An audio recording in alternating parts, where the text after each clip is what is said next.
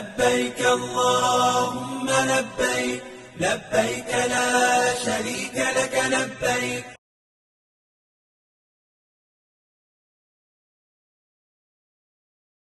चंद ज़रूरी अशिया जो आपके उम्रे के सफ़र में काम आएंगी। जानमाज़, टोपी, तस्बीह, नेल कटर, टूथपेस्ट, टूथब्रश, मिसवाक, शू बैग, शैम्पू, तौलिया, दो नज़र के चश्मे, सुई धागा, सर्फ, रैपिंग फ़ॉइल, मार्कर, साबुन और छोटी कैंची। शू बैग इसलिए कह रहा हूँ आपको क्योंकि हरम में चप्पलें खो जाती हैं, तो इसलिए आपकी चप्पलें, जूते जो हैं वो सेफ़ रहें तो आप उसको पीछे कैरी कर सकते हैं। तो शू बैग आप इसलिए आपके काम आएगा। दो नज़र के चश्मे इसलिए कह रहा हूँ क्योंकि अगर आपका एक गुम हो गया या टूट गया और वहाँ पे बहुत महंगा बनता है तो इसलिए आपका एक स्पेयर में रहेगा। प्लास्टिक रैपिंग फ़ॉइल इसलिए कह रहा हूँ क्योंकि आपके सूटकेस को वो रैप करेगा वापसी में, क्योंकि एयरलाइन की रिक्वायरमेंट है और वहाँ पे जो सऊदी अरब में जो एयरपोर्ट पे जो रैपिंग होती है वो काफ़ी एक्सपेंसिव है, तो इसलिए आप ख़ुद रैप करें। और ये रैपिंग फ़ॉइल आपके किसी भी एरिया में बड़े बुक स्टोर पे इजीली अवेलेबल मिल जाएगी। छोटी कैंची इसलिए काम आएगी ख़वातीन अपना उम्रा कंप्लीट करने के बाद शरई तौर पे अपने बालों को वो काट सके।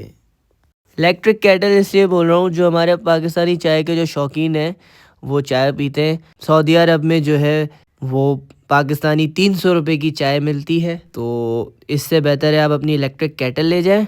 आप अपने रूम में इजीली बना भी सकते हैं और आपको बाहर भी जाना नहीं पड़ेगा।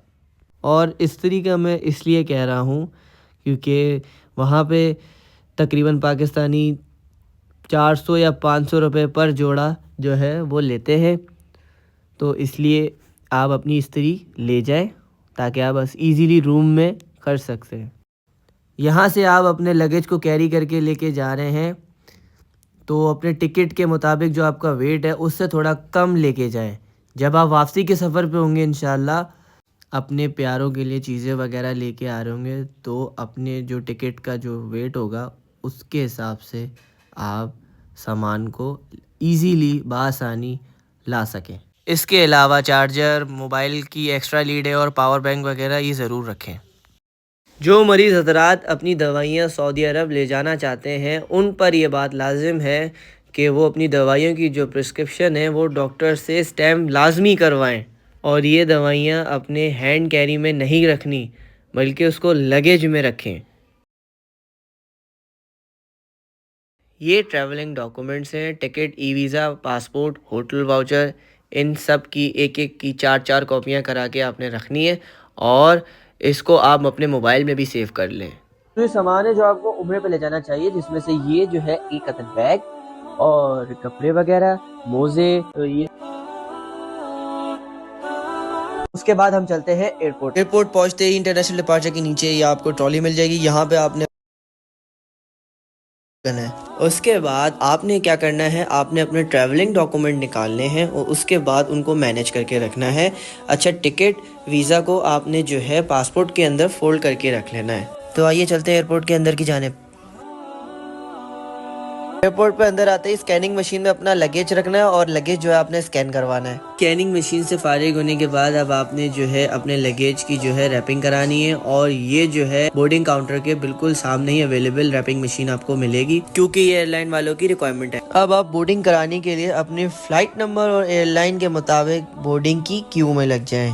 अब यहाँ बोर्डिंग काउंटर पे पहुँचने के बाद अब आपने जो है बोर्डिंग ऑफिसर को अपने ट्रैवलिंग डॉक्यूमेंट शो कराने, ताकि वो आपके डॉक्यूमेंट चेक करने के बाद आपको बोर्डिंग कार्ड इशू करें और लगेज बोर्ड करेंगे। एक चीज़ मैं आपको ज़रूरी बताता चलूँ, जब आप पैकिंग कर रहे हो तो उसके दौरान अपने दिए गए टिकट पे जो वेट लिखा होता है उसके मुताबिक आपने जो है वेट कैरी करना है। अगर आप एक्स्ट्रा वेट कैरी करके लेके जाएंगे तो आपको एक्स्ट्रा चार्जेस भी पे करने होंगे जो काफ़ी हैवी हैं और इसी काउंटर पे, बोर्डिंग काउंटर पे आपके लगेज का वेट होगा। अपने टिकट पे दिए गए वेट के मुताबिक वेट कैरी करें। सो व्यूवर्स, बोर्डिंग कार्ड इशू होने के बाद ये रहा बोर्डिंग कार्ड और बोर्डिंग कार्ड के गेट नंबर के मुताबिक हम लॉन्च की जानिब जाएंगे इमिग्रेशन की क्यू में।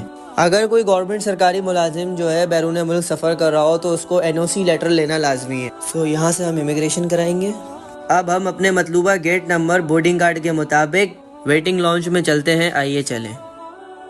वेटिंग लॉन्च में दाखिल होने के बाद अब आपने जो है अपने हैंड कैरी से जो है एहराम निकालना है। एहराम निकाल के आपने एक एहराम की जो मखसूस जगह है एयरपोर्ट पे, वहाँ पे आपने एहराम बांधना है। एहराम बांधने के बाद फिर आपने बाहर निकल के, वेटिंग लॉन्च में ही प्रेयर एरिया है, तो वहाँ पे आपने जाके 2 रकत नमाज नफिल पढ़नी है बराए एहराम।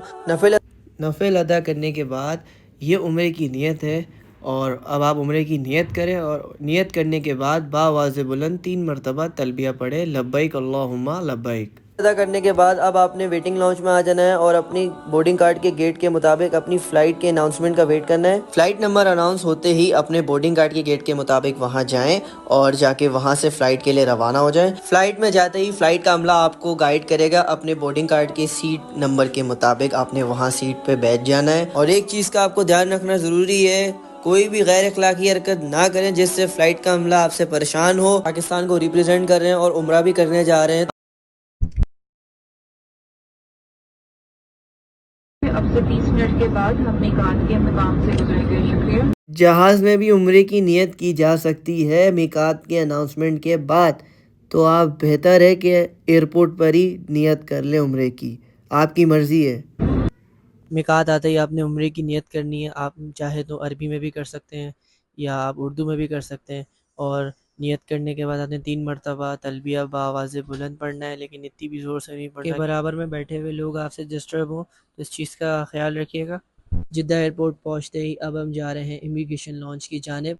अब हम इमिग्रेशन लॉन्च की जानिब जा रहे हैं और रास्ते में हमें ये पैरामेडिकल स्टाफ जो है वो पोलियो के कतरे पिलाएंगे।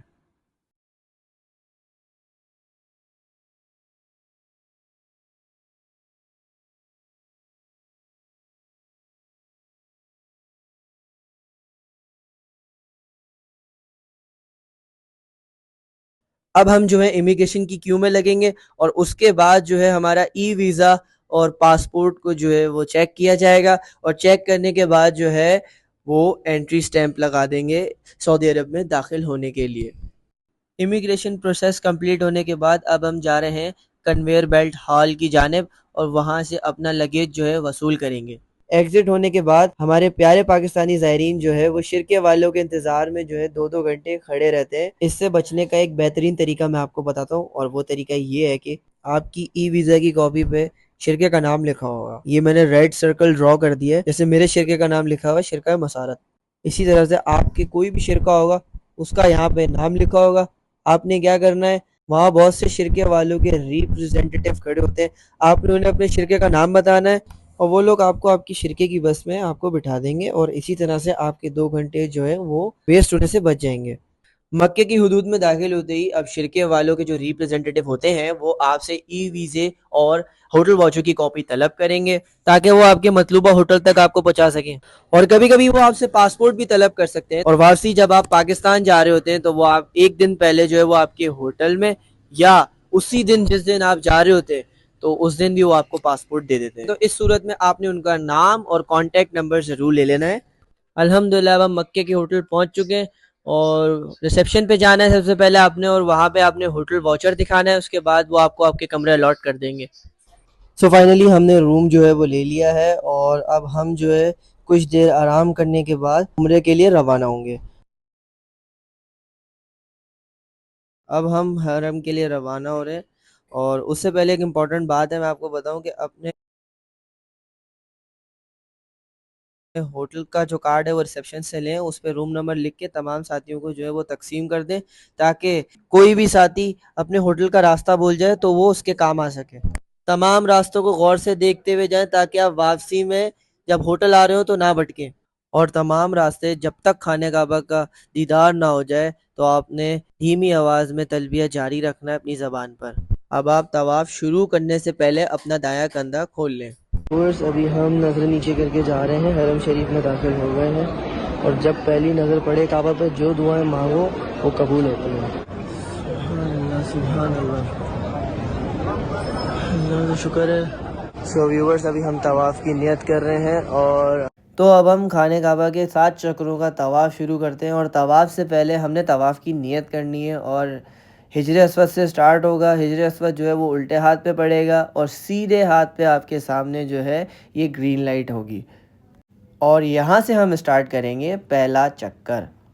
इसी तरीके से दोबारा जब हम यहाँ पहुँचेंगे, पहला चक्कर कंप्लीट होने के बाद, तो फिर दूसरा भी इधर से ही होगा और तीसरा होगा, चौथा होगा, इसी तरह 7 चक्कर जो है वो मुकम्मल हो जाएंगे आपके।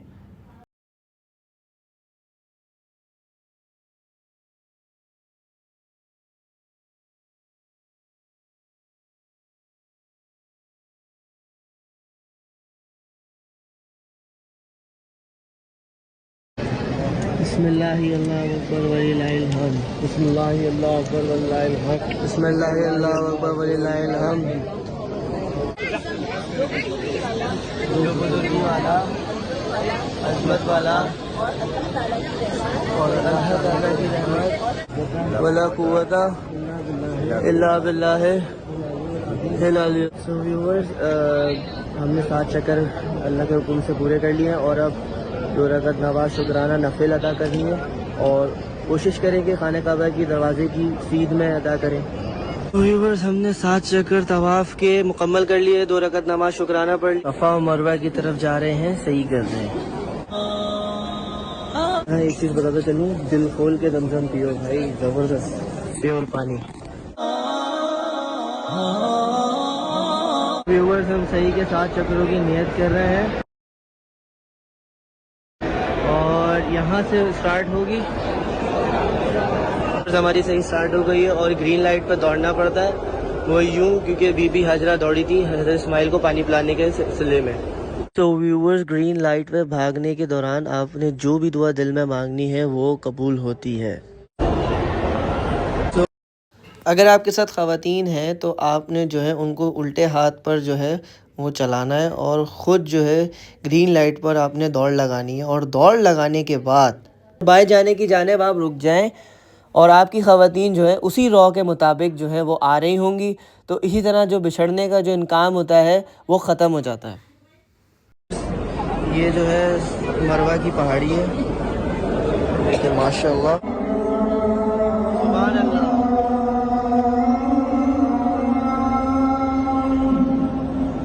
बिस्मिल्लाह अल्लाहु अकबर वलिल्लाह, बिस्मिल्लाह अल्लाहु अकबर वलिल्लाह, बिस्मिल्लाह अल्लाहु अकबर वलिल्लाह। तो व्यूअर्स, सही मुकम्मल कंप्लीट हो गई है और 7 चक्कर पूरे हो गए। उसके बाद हम 2 रकात नमाज नफिल अदा करेंगे और फिर उसके बाद आखिरी अरकान जो है उम्रे का वो है सर मुंडवाना, तो हम सर मुंडवाएंगे। अच्छा, जो कैंची मैंने आपको जो बताई थी ना वो अब काम आएगी उम्रे के बाद, वो उसी कैंची से जो है वो अपने वो ख़वातीन बाल काटेंगी, तो इस तरह से उनका भी उम्रा कंप्लीट हो जाएगा। तो व्यूअर्स, हम हलक कराने जा रहे हैं और फजर का टाइम है, ये ताज़ा ताज़ा प्यारा प्यारा, और बस अभी ढूंढ रहे हैं, कोई दुकान खुली नहीं है, बंद हो गई है, शायद देखते हैं आगे कोई मिल जाए।